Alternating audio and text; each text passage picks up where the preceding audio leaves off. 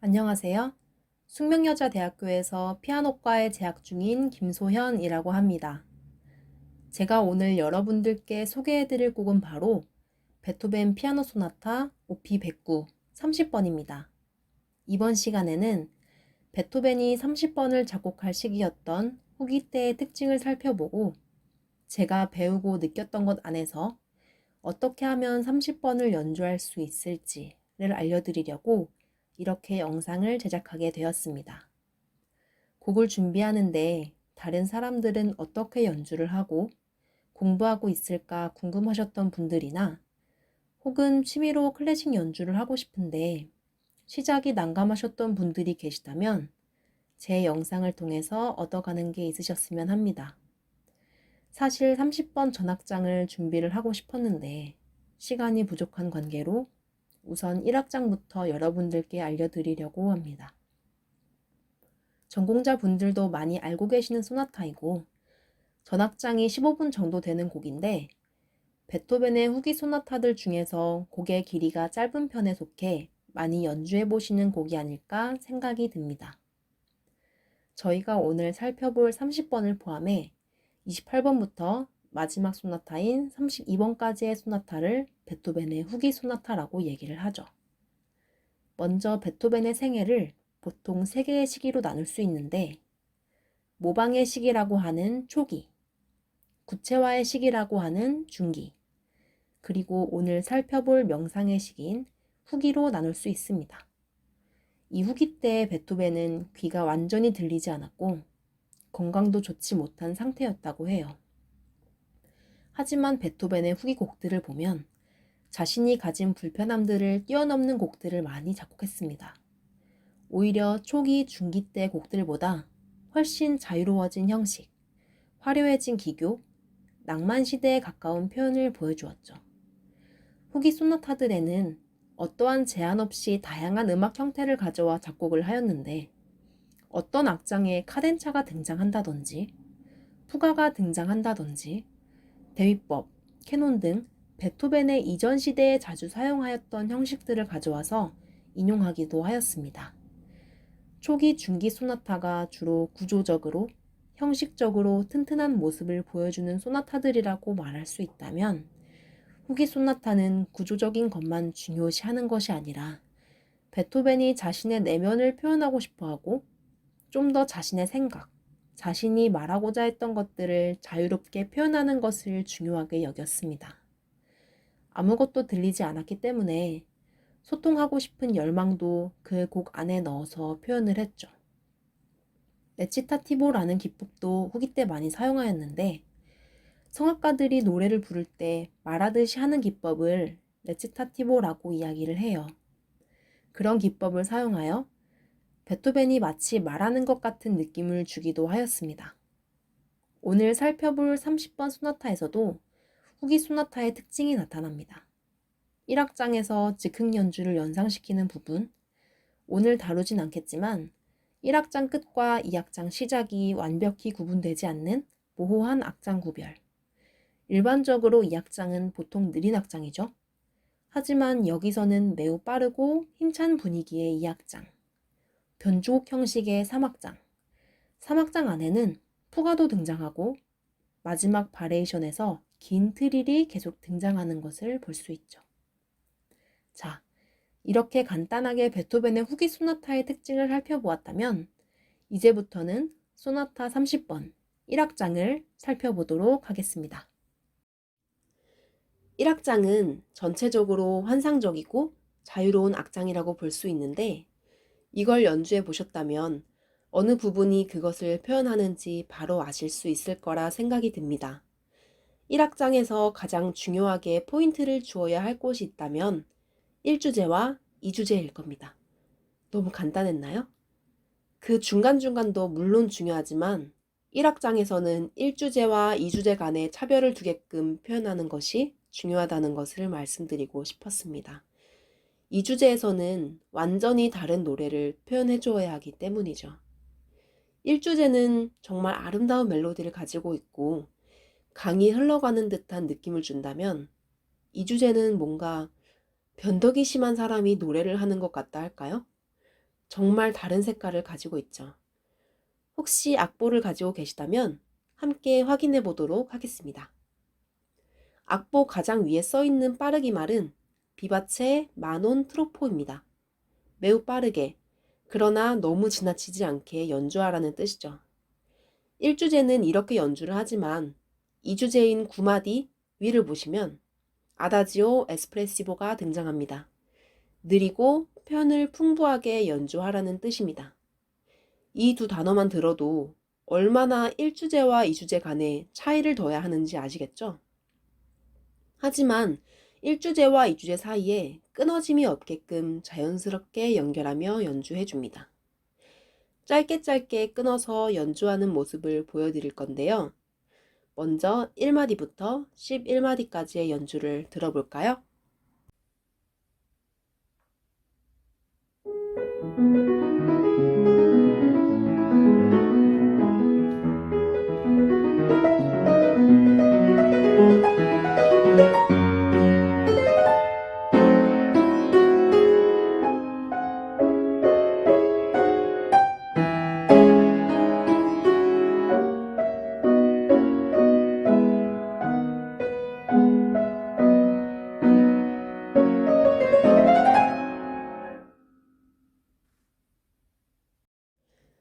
음질이 좋지 않아서 확실한 표현이 잘 들리지 않네요. 조금만 양해 부탁드릴게요. 비바체에서 아다지오로 변할 때 어색하지 않게 진행하는 게 좋은데 그건 저로서도 참 어려운 연주인 것 같아요. 계속해서 2주제에서 즉흥 연주스러운 부분이 등장하죠. 바로 12마디부터 15마디까지를 말합니다. 소나타에서 갑자기 이런 부분이 왜 나와? 라고 생각하실 수 있지만 이게 베토벤 후기 소나타의 특징이라고 할 수 있습니다. 굉장히 자유로운 연주가 등장하죠? 하지만 여기서 또 주의하셔야 할 것은 자유롭지만 그렇다고 박자를 무시하지 말 것. 16분음표, 32분음표, 64분음표, 정말 많은 음표들이 등장을 하는데 음표들의 길이도 잘 확인하면서 연주해 주셔야 합니다. 그 박자 안에서 자유로운 듯 자유롭지 않게 연주해 주셔야 해요. 또 한 가지 말씀드리자면 12마디부터 음역대가 정말 넓죠? 이때는 방향성을 가지고 연주해야 수월하게 연주할 수가 있어요. 12마디부터 15마디까지 한번 들어볼까요?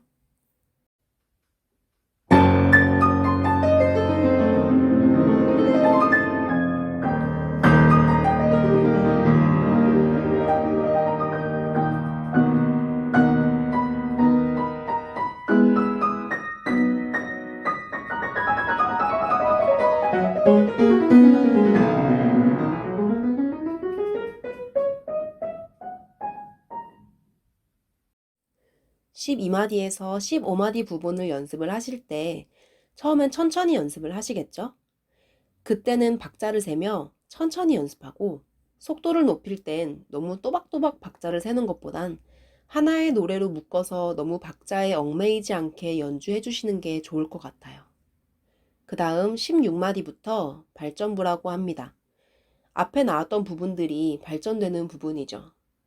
제시부에서 오른손이 주도권을 가지고 노래했다면 발전부에서는 왼손이 먼저 노래하는 것을 볼 수 있습니다.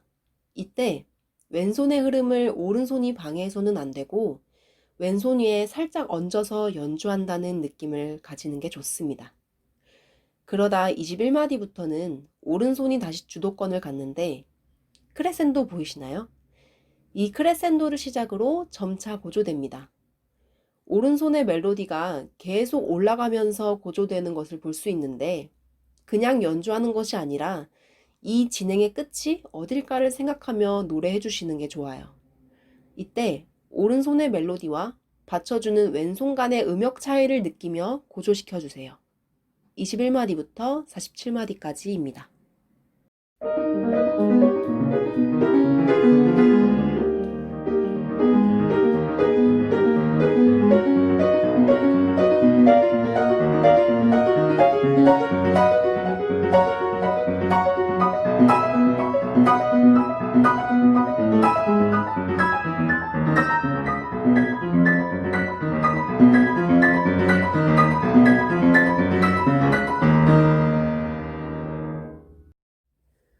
오른손과 왼손의 음역 차이가 느껴지시죠? 이것을 느끼며 앞으로 진행된다는 느낌을 가지고 연주해 주시는 겁니다. 48마디를 보면 여기가 바로 재연부라는 것을 알 수 있습니다. 맨 처음에 등장했던 멜로디가 똑같이 등장하기 때문이죠. 발전부의 목적지가 어디인지 생각하는 게 좋다 말씀드렸었는데 바로 이 재연부를 향해 가는 것이었습니다. 재연부를 연주할 때는 오른손의 멜로디를 또렷하고 자신있게, 왼손의 옥타브들은 미음부터 시작해서 점차 하행하는데 왼손에 하행하는 선율도 정확하게 짚어가면서 연주해주세요. 그렇다면 재연부 조금 앞마디부터 재연부 지나서까지 진행되는 것을 한번 들어볼게요. 46마디부터 57마디까지입니다.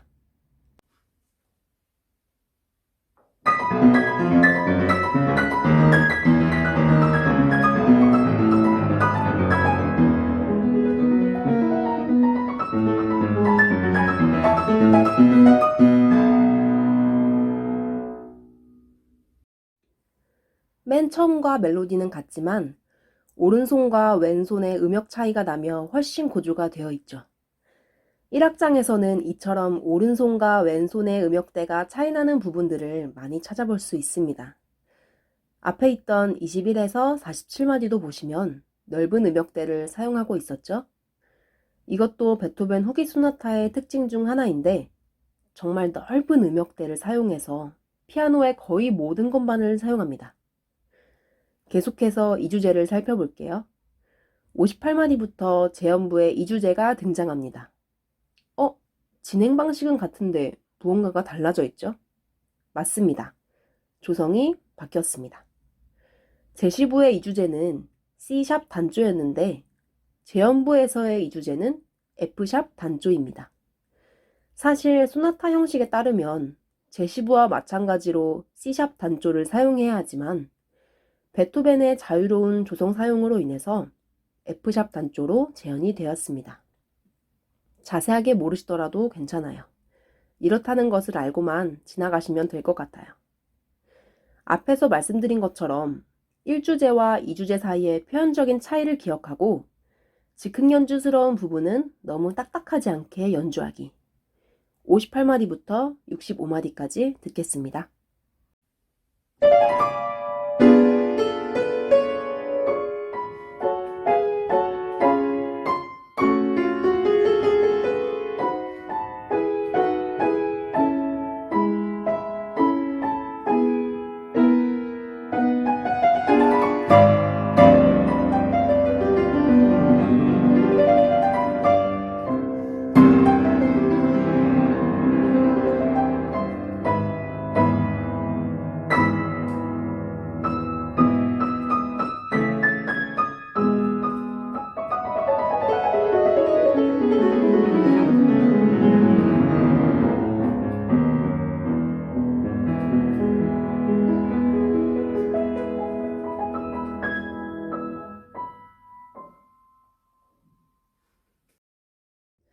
자, 이제 코다를 남겨두고 있네요. 66마디부터는 코다입니다. 1악장의 끝을 향해 가는 부분이죠. 앞의 분위기가 마치 휘몰아치는 듯한 분위기였다면 코다에서는 마무리 정리를 하는 듯한 느낌을 주시면 좋을 것 같아요.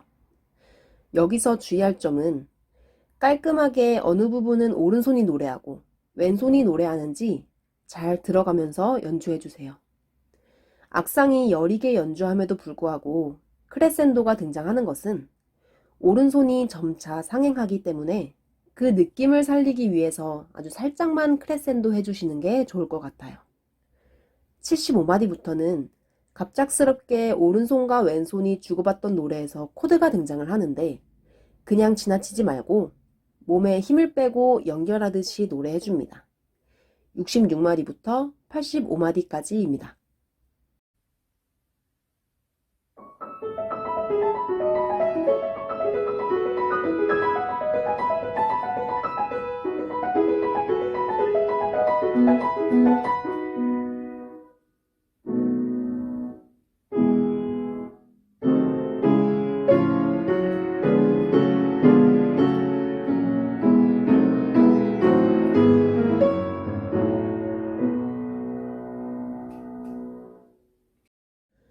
코다 부분을 연주할 때는 앞에 무슨 일이 있었지? 라는 느낌으로 가볍게 흘러가듯이 부드럽게 연주해 주시면 됩니다. 마지막 이 코드 화음을 연주할 때는 조용하고 부드럽게 마무리해 줍니다. 이 마지막 코드가 조용하게 끝남으로써 이 악장과 커다란 대조를 이룰 수가 있기 때문이죠. 86마디부터 끝까지 들어볼게요.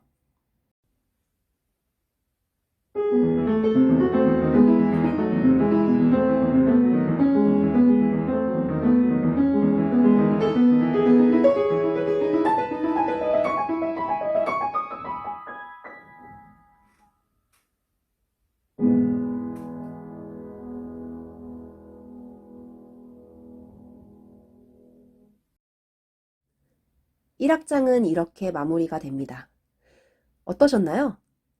저는 영상을 준비하면서 저의 부족한 부분들, 연주하는 모습을 보며 참 느끼는 게 많아지네요. 아직 부족하고 공부하는 입장이지만 이 곡을 연주하는데 어려움이 있으신 분들을 위해서 조금이라도 도움이 되었으면 하는 마음으로 즐겁게 영상을 준비해 봤습니다. 마지막까지 부족한 저의 영상을 봐주셔서 감사하고 1악장 전체 연주 영상을 보여드리면서 인사드릴게요. 안녕히 계세요. 안녕!